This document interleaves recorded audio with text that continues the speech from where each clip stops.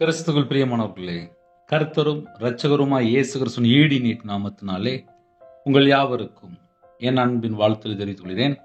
தேவன் அருளிய அப்பம் பிரேயர் மினிஸ்ட்ரி சேனல் மூலியமாக உங்களோடு சந்திப்பதில் மிகுந்த மகிழ்ச்சி அடைகிறேன். தினந்தோறும் இரவு நேரத்திலே பரிசுத்த வேதாந்தத்திலிருந்து ஒரு பகுதியை நாம் தியானித்து நம்முடைய குடும்ப பாதுகாப்பிற்காக நாம் ஜெபித்து வருகிறோம். தூங்கும் முன்பாக கேளுங்கள். வெளிப்படுத்தின விசேஷம் 16ஆம் அதிகாரம் 15ஆம் வசனம், வெளிப்படுத்தின விசேஷம் 3ஆம் அதிகாரம் 4 மற்றும் 5 ஆகிய வசனங்கள். இதோ திருடனைப் போல் வருகிறேன், தன் மானம் காணப்படத்தக்கதாக நிர்வாணமாய் நடவாதபடிக்கு விழித்து கொண்டு தன் வஸ்திரங்களை காத்து கொள்கிறவன் பாக்கியவான். ஆனாலும் தங்கள் வஸ்திரங்களை அசுசிப்படாத சில பேர் சரதையிலும் உனக்குண்டு, அவர்கள் பாத்திரவான்களானபடியால் வெண் வஸ்திரம் தரித்து என்னோடே கூட நடப்பார்கள். ஜெயம் கொள்கிறவன் எவனோ அவனுக்கு வெண் வஸ்திரம் தரிப்பிக்கப்படும். ஜீவ புஸ்தகத்திலிருந்து அவனுடைய நாமத்தை நான் கிறுக்கி போடாமல் என் பிதா முன்பாகவும் அவருடைய தூதர் முன்பாகவும் அவன் நாமத்தை அறிக்கையிடுவேன். ஹல்லேலூயா. கிறிஸ்துவில் பிரியமானவர்களே, இதோ திருடனைப் போல வருகிறேன், தன் மானம் காணப்படத்தக்கதாக நிர்வாணமாய் நடவாதபடிக்கு விழித்து கொண்டு தன் வஸ்திரங்களை காத்து கொள்கிறவன் பாக்கியவான். தன் வஸ்திரங்களை காத்து கொள்கிறவன் பாக்கியவான். இந்த கடைசி காலம் ஆபத்து நிறைந்த காலம். வெளிப்படுத்தின விசேஷம் 3ஆம் அதிகாரம் 4, 5 ஆகிய வசனங்களிலே தங்கள் வஸ்திரங்களை அசுசிப்படாத சில பேர் சரதையிலும் உனக்கு உண்டு, அவர்கள் பாத்திரவான்கள் ஆனபடியால் வெண் வஸ்திரம் தரித்து என்னோட கூட நடப்பார்கள். ஒரு மனுஷன் கர்த்தரோடு நடக்கணும் அப்படின்னா வஸ்திரங்களை கரைபடுத்தாதபடி பாதுகாத்து கொள்ள வேண்டும். ஜெயம் கொள்கிறவன் எவனோ அவனுக்கு வெண் வஸ்திரம் தரிப்பிக்கப்படும் என்று எழுதப்பட்டிருக்கு. அப்ப வெண் வஸ்திரம் நமக்கு தரிப்பிக்கப்படணும் அப்படின்னா இந்த பூமியிலே நம்ம கர்த்தருக்கு பிரியமானபடி வாழ்றோமா என்பதை நாம் ஆராய்ந்து பார்ப்போம். ஜீவ புஸ்தகத்திலிருந்து அவனுடைய நாமத்தை நான் கிறுக்கி போடாமல் என் பிதா முன்பாகவும் அவருடைய தூதர் முன்பாகவும் அவன் நாமத்தை அறிக்கையிடுவேன். நம்முடைய பெயர் ஜீவ புஸ்தகத்துல இருக்கணும். இந்த கடைசி காலம் எத்தனையோ சோதனைகள், எத்தனையோ காரியங்கள், நெருங்கி நிற்கிற பாவம் என்று எழுதப்பட்டிருக்கு.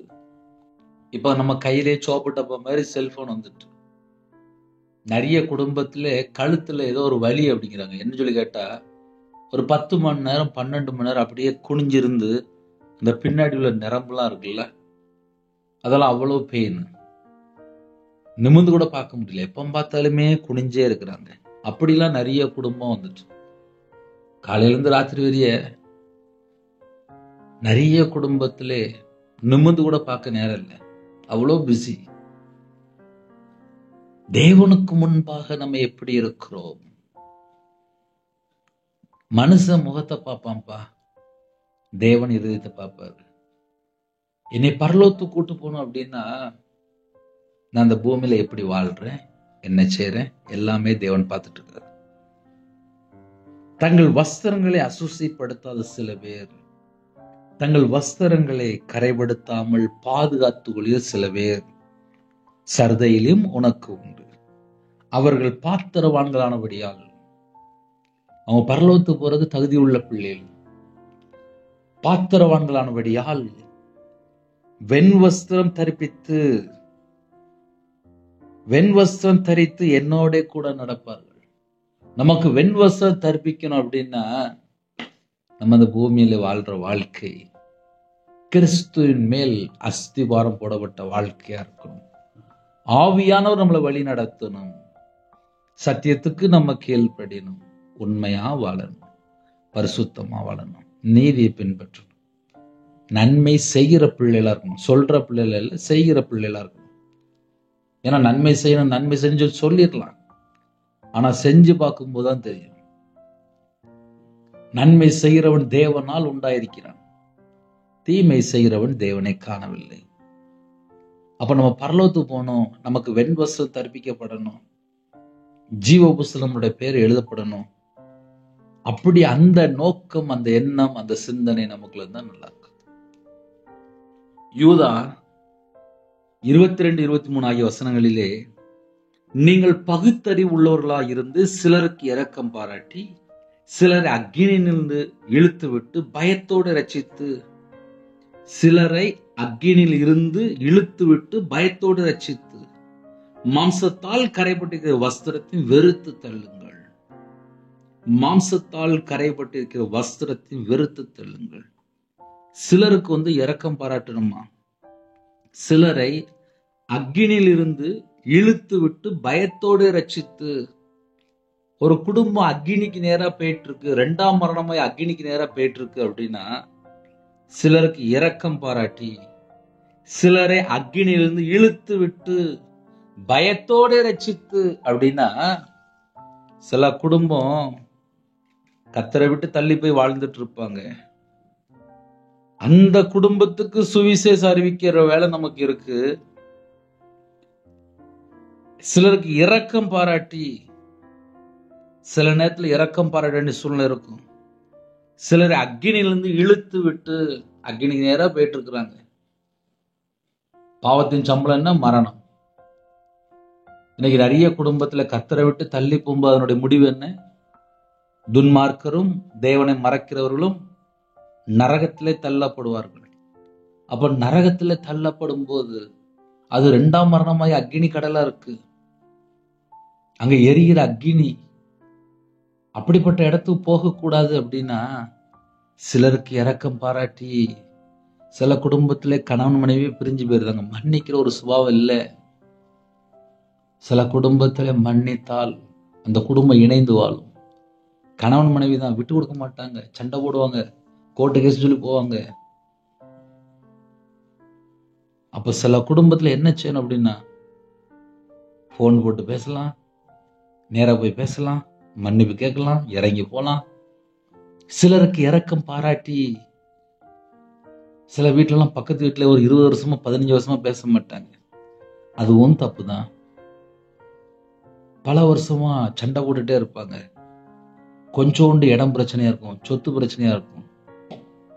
யாரோ ஒருத்தங்க இறங்கி போய் சிலருக்கு இரக்கம் பாராட்டி, சிலருக்கு இரக்கம் பாராட்டி, அப்ப இரக்கம் பாராட்டும் போது கர்த்தர் அந்த குடும்பத்தை சந்திப்பார். சிலரை அக்கினியிலிருந்து இழுத்து விட்டு பயத்தோடு ரட்சித்து, மாம்சத்தால் கரைப்பட்டிருக்கிற வஸ்திரத்தை வெறுத்து தள்ளுங்கள். மாம்சத்தால் கரைப்பட்டிருக்கிற வஸ்திரம், நம்ம சரீரத்திலே நம்ம மாம்சத்திலே கரைப்பட்டிருக்கிற வஸ்திரத்தை எப்படி நம்ம வெறுத்து தள்ளணும் அப்படின்னா, சிலருக்கு இரக்கம் பாராட்டினாதான் சில காரியம் நடக்கும். சில குடும்பத்துக்கு சுவிசேஷம் அறிவிக்க வேண்டியிருக்கும். அக்கினியிலிருந்து இழுத்து, அக்கினிக்கு நேரம் போயிட்டு இருக்கான்ப்பா, நீ அப்படி போகாத, அப்படி போனா வழி தப்பான வழி, அது மரண வழி, நீ நரகத்துக்கு நேரம் போயிட்டு இருக்க அப்படின்னு சொல்லி சில காரியங்கள் சொல்லணும். சொன்னா மட்டும்தான் சில குடும்பத்துல மனம் திரும்புவாங்க. இப்ப நைட் நேரத்துல பேசிட்டு இருக்கோம், விபச்சாரம் பண்றவன் 2ஆம் மரணமாய் அக்கினி இடத்துல போட்டு, ஒரு பாவி மனம் திரும்பி பாவத்தை அறிக்கை செய்து இயேசு கிறிஸ்து ரத்தத்தினால கழுவப்பட்டு நீதிமான மாறி பரிசுத்தவான மாறி ரட்சிப்பின் வஸ்திரத்தை தரித்து கொண்டு நீதியின் சால்வை தரித்து கொண்டு கர்த்தருக்காய் எழும்பி பிரகாசிக்கும் போதுதான் நம்ம நித்திய ஜீவனுக்குள்ள போக முடியும். அப்ப இரவு நேரத்திலே யாரெல்லாம் இப்படிப்பட்ட செய்தி கேட்கிறீங்களோ, தங்கள் வஸ்திரங்களை அசுசிப்படுத்தாத சில பேர், தன்னுடைய வஸ்திரங்களை கரைபடுத்தாமல் பத்திரமா பாதுகாத்து கொள்கிற சில பேர், வெள்ளை ட்ரெஸ் இருக்குல்ல, அந்த வெள்ளை ட்ரெஸ்ல அழுக்கப்படாம பார்த்துக்கிடுவாங்க. காலையில வெளியில போவாங்க, சாயங்காலம் வரும்போது பார்த்தா அந்த வெள்ளை ட்ரெஸ்ல அழுக்கே ஆகாது. ஆனா சில குடும்பத்திலே வெள்ளை ட்ரெஸ் போட்டாச்சு அப்படின்னா அரை மணி நேரத்துக்குள்ள அழுக்காயிரும். அப்படின்னு என்ன அர்த்தம் அப்படின்னா, அந்த ட்ரெஸ்ஸை ஒழுங்கா கவனிக்கலன்னு அர்த்தம். அதே போல ஆவிக்குரிய வாழ்க்கையிலே கரைதிரை இல்லாமல் மாம்சத்தால் கரைப்பட்டிருக்கிற வஸ்திரத்தை வெறுத்து தள்ளுங்கள். நம்மளை கரைப்படுத்துற மாதிரி சில பாவங்கள், சில அக்கிரமங்கள், சில காரியங்கள் நெருங்கி வருதா, அதை விட்டு விலகி ஓடணும். யோசேப்பினுடைய வாழ்க்கையிலே அசுத்தத்துக்கு, விபச்சாரத்துக்கு, பொல்லாத காரியத்துக்கு விலகி ஓடிட்டார். அவருடைய வாழ்க்கையில தான் ஆசீர்வாதம் இருந்துச்சு. இன்று கர்த்தருடைய பிள்ளைகள் ஆசீர்வாதத்தை பெற்றுக்கொள்ளணும் அப்படின்னா நம்ம தேவனோடு இருக்கணும். நம்ம தேவனோடு இருக்கும்போது கண்டிப்பா ஆசீர்வாதம் உண்டு. ஆதியாகமம் 41 அதிகாரம் 42 வசனத்திலே மெல்லிய வஸ்திரங்களை அவனுக்கு உடுத்தி, ஏன்னா யோசேப்புக்குள்ளே தேவ ஆவியை பெற்றவன் என்று அங்க எழுதப்பட்டிருக்கு. யோசேப்பினுடைய வாழ்க்கையில தேவ ஆவியை பெற்றவன். தேவ ஆவியை பெற்றவனுக்கு வேற வஸ்திரங்கள், மெல்லிய வஸ்திரத்தை கொடுக்கறாங்க. இதெல்லாம் ஆவிக்குரிய அடையாளம். நமக்கு ரட்சிப்பின் வஸ்து தந்தார் என்று எழுதப்பட்டிருக்கு. ரட்சிப்பின் வஸ்து எனக்கு உடுத்தி நீதியின் சால்வை எனக்கு தந்தார்.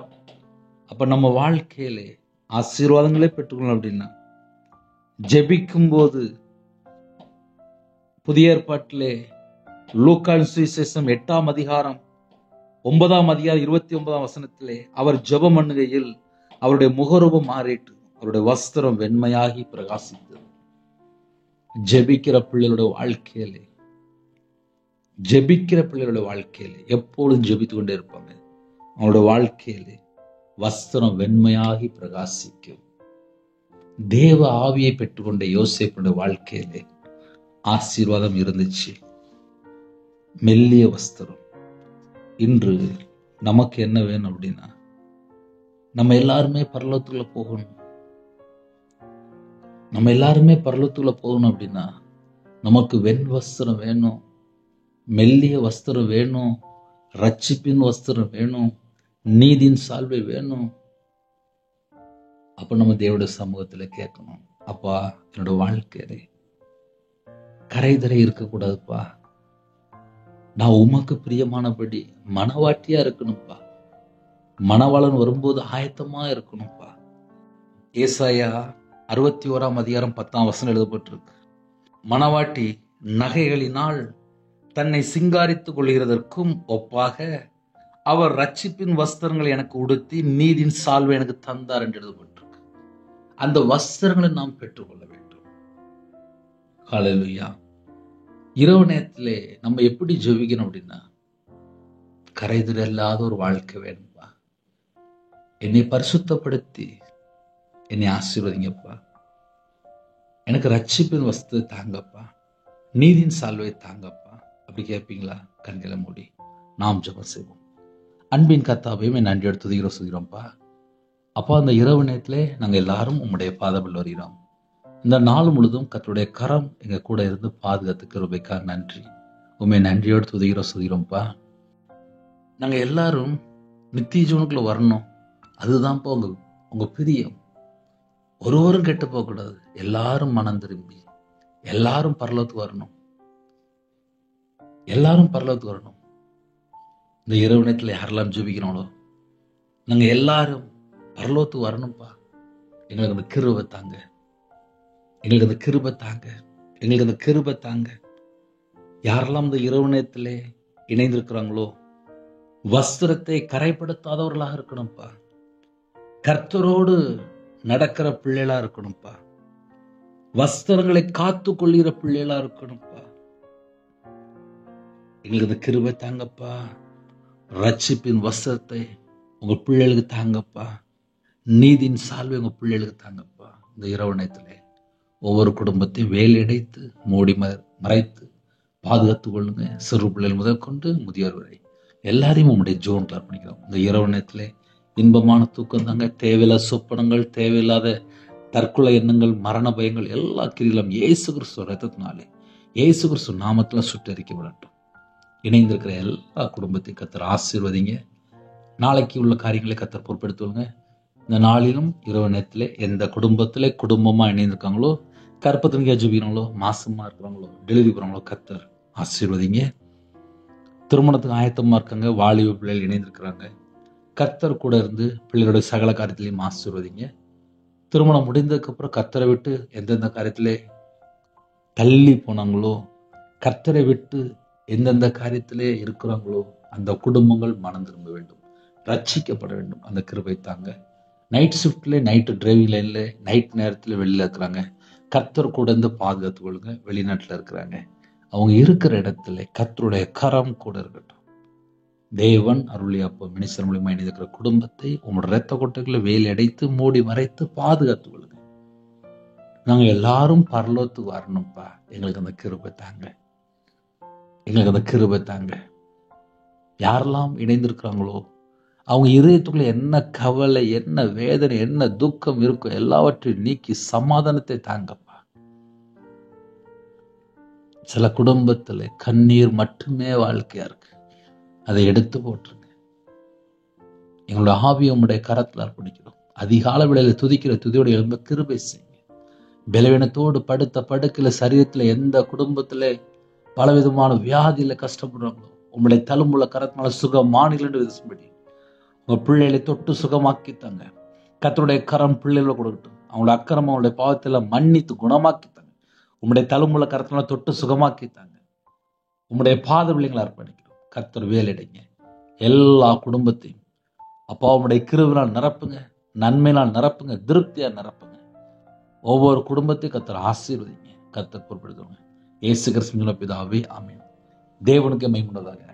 கர்த்தர் தாமே உங்களை உங்கள் குடும்பத்தையும் சகல கர்த்தரும் சம்பூர்ண திருப்தியாக கர்த்தர் கூட ஆசீர்வதிப்பாராக. ஆமென்.